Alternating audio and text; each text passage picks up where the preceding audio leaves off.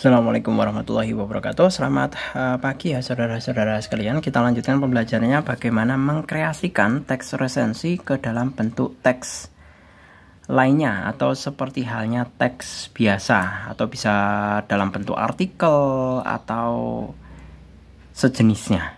Jadi kalau teks resensi itu kan terlalu terstruktur ya, ada identitasnya, kemudian penjelasannya secara urut yang merupakan isi penggambaran dari sebuah buku. Nah, kalau mengkreasikan itu kita bisa membuatnya seperti halnya sebuah teks umum biasa yang sekiranya bisa dinikmati oleh setiap orang. Seperti itu. Jadi tidak perlu prasyarat seperti halnya judul, pengarang, halaman tebal dan lain sebagainya. Seperti itu. Oke, di sini ada sebuah teks berjudul Virus Zika, Jangan Panik. Nah, ini tadinya merupakan teks resensi. Jadi mula-mulanya ini merupakan teks resensi tentang kiat mengalahkan demam berdarah dan virus Zika.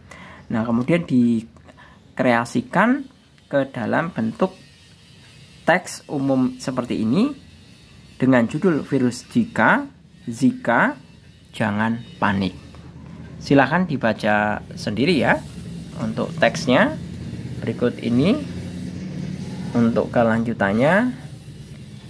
Pak Jul langsung menuju ke hal-hal mengenai diskusi.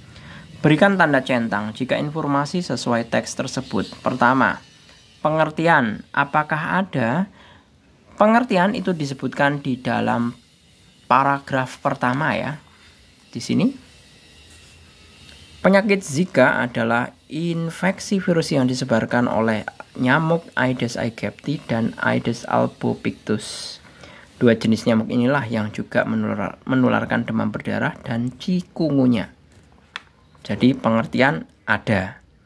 Penyebab penularan ada, disebutkan langsung. Penyebab penularannya adalah dengan virus Zika adalah dengan cara menghisap virus dari orang yang terinfeksi, kemudian menularkannya ke orang yang sehat. Itu merupakan penyebab penularannya. Jadi ada juga. Kemudian gejala, di sini disebutkan gejala virus Zika. Kemudian cara mendiagnosis disebutkan ini ada ya. Cara pengobatan juga ada. Nah, selanjutnya. 2. Apakah judul artikel tersebut menarik dan memikat pembaca? Jelaskan makna judul tersebut. Nah, dari dua kata ini, virus Zika, jangan panik. Nah, ini termasuknya menarik. Kenapa menarik? Karena di sini ada tanda tanya. Tanda tanya inilah yang membuat si pembaca judul artikel ini akan tertarik untuk membaca, untuk mengetahui apa sih virus Zika itu. Nah, penariknya apa ini? Dua kata ini, virus Zika, terus dilengkapi dengan tanda tanya yang akan membuat semua orang yang membacanya jadi ingin tahu. Jadi kepo. Seperti itu. 3. Pada paragraf pertama, lead penulis memberikan pengantar tentang virus Zika. Adakah hubungan antara judul dan bagian lead itu? Nah, mestinya ada hubungannya. Jadi, jangan panik virus Zika, jangan panik. Sedangkan pengantarnya itu kan mengenai apa tadi? Pengantarnya itu kan tentang virus Zika. Jadi setidaknya judulnya mengulas tentang virus Zika, pengantarnya itu mengulas tentang penularan, penyebab dan juga teknis penularan virus Zika. Itu diulas pada paragraf pertama. Ya kan? Nah, itu kan saling terkait. Seperti itu. Jadi, virus Zikanya dijelaskan di dalam paragraf pertama. kedua, dan ketiga pada awal. Jadi 3 paragraf ini itu merupakan pengantar yang berisi mengenai definisi penyakit Zika, kemudian penyebarannya, kemudian iya benar ya, beberapa teknik, pertama penyebaran, penularannya, kemudian penyebarannya, seperti itu. Jadi ada keterkaitannya. Kemudian yang keempat, menurut Anda apakah isi artikel yang disajikan cukup lengkap memberikan informasi kepada pembaca? Jika ada informasi tambahan, tulis dan jelaskan. Menurut pendapat Pak Jul, tulisan kreasi dari teks resensi di sini sudah cukup lengkap. Mulai diawali dengan latar belakangnya. Latar belakangnya tadi diisi oleh mengenai definisi penyakit Zika, kemudian penularannya dari orang ke orang, kemudian penyebaran dari daerah satu ke daerah yang lainnya. Itu disebutkan di awal. Kemudian juga masing-masing poinnya, ya, masing-masing poin mulai dari gejala virus, siapa yang bisa beresiko terkena penyakit Zika, kemudian teknis mendiagnosis penyakit, dan cara mengobati penyakit ini. Itu dijelaskan secara runtut dan sistematis. Jadi termasuknya cukup lengkap, ya. Jika ada informasi tambahan, tulis dan jelaskan. Kalau mau menambahkan pada bagian teks kreasi ini, kita mestinya adalah menambahkan pada bagian bawah, paling bawah sendiri ya. Di sini kan kalau pengobatan sudah ada. Jadi cara menghindari penularan virus Zika. Itu bisa ditambahkan di poin sendiri. Jadi dibuatkan subbagian judul seperti ini. Subbagian ya, maksud saya seperti ini. Bagaimana cara menghindari penularan virus Zika. Nanti silakan diuraikan. Bisa menggunakan mengubur tidak membuang air yang tergenang, membuang barang-barang bekas, mengubur agar tidak tergenang air, ya kan? Melakukan pengasapan. Bisa menggunakan obat nyamuk. Karena apa? Karena konteksnya kan virus Zika itu disebarkan oleh nyamuk. Maka bagaimana cara menghentikan nyamuk? Ya, kita usahakan berbagai macam cara. Seperti apa itu namanya istilahnya kalau memberantas malaria atau demam berdarah? Gerakan 3M.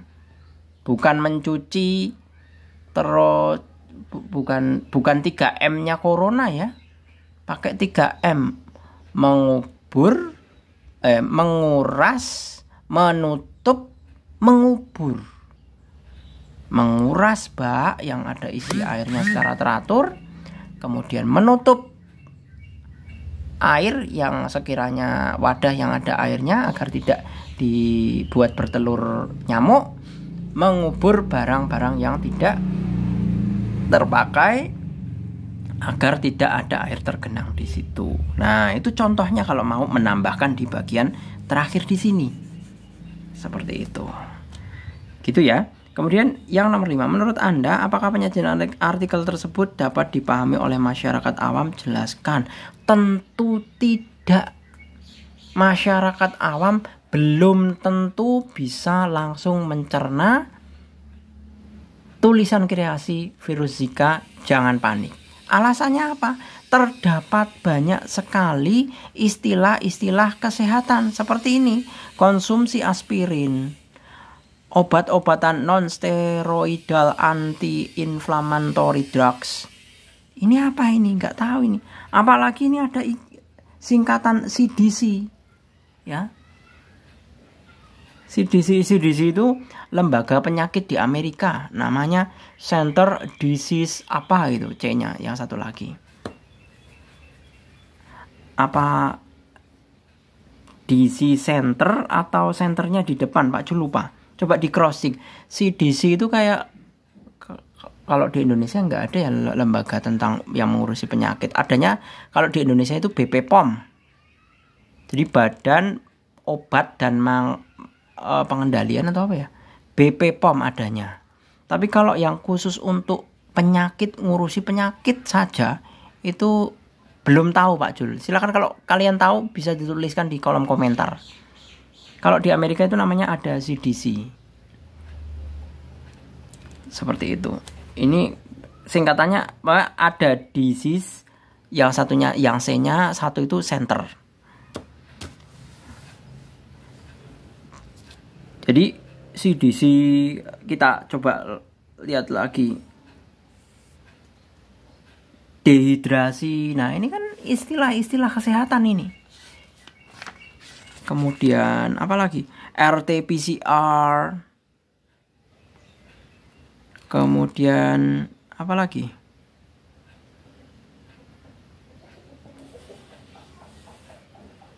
Tes antibodi. Nah, itu istilah-istilah yang sekiranya kalau masyarakat umum awam itu belum tentu bisa langsung mencerna. Kalau misalkan bahkan sama anak SMA pun saya rasa belum tentu mengetahui kan. Kalian coba obat-obatan non-steroidal anti-inflammatory drugs. Apakah kalian langsung mengerti? Kan tidak kan? Seperti itu. Kemudian apa lagi tadi? Kalau dehidrasi saya kira kalian pasti tahu. Dehidrasi itu kan kekurangan cairan atau kurang minum lah istilahnya. Jadi nanti biasanya wajahnya pucat, lemas, seperti itu.